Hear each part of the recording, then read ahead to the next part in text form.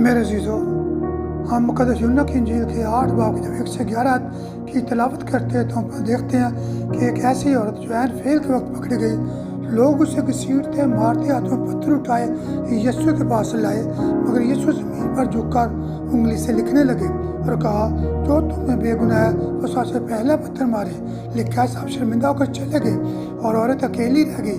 یسوع نے کہا، کیا کسی نے تجھے مجرم نہیں ٹھہرایا؟ اس نے کہا، نہیں خداوند نے فرمایا، میں بھی تجھے مجرم نہیں ٹھہراتا، جا پھر گناہ نہ کرنا۔